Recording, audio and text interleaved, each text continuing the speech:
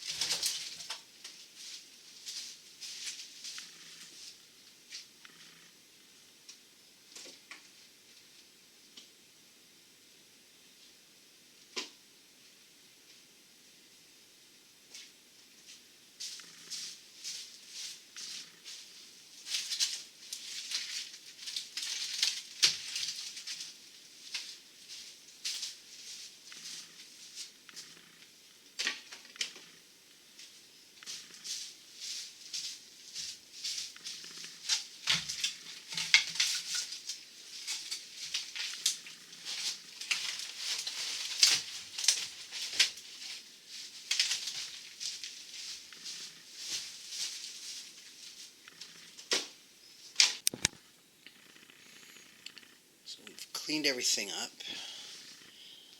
This is the foundation plate we're going to use. It was here. It's still in really good shape. I've squared it up a bit. It still slants out of level, but it's too long and too heavy for me to move by myself. So I'm just going to get some treated plywood to help with the leveling process. Next up, I've realized I have to cut off the lower part of this wall here. The two gable walls, this one and this one over here, just cut the bottom parts off.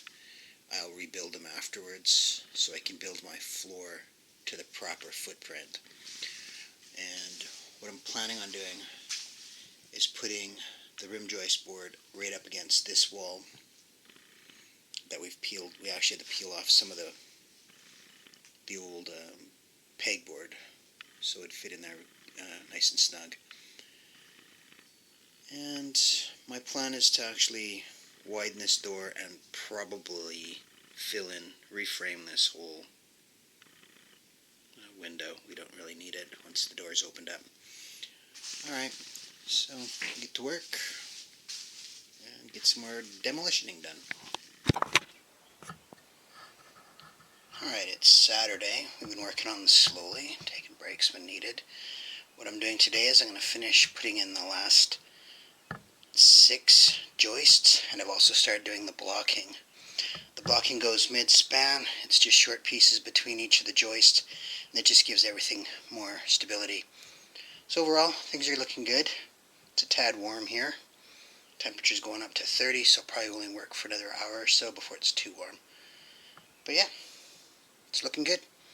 The floor will be probably a little bit out of whack, but that's what happens when you're working in a pre-built building like this. Everything's out of square just a little bit. You do the best you can with what you got. Alright, that's it for now. Well, it took me a little longer than anticipated. But the floor and the blocking are done. Now, not a perfect job. It's trickier when you're building around already built stuff. But I did the best I could. Next up, I'm going to do some blocking around that beam. That beam's to hold the roof up. And once that's done, it's time to put in the flooring.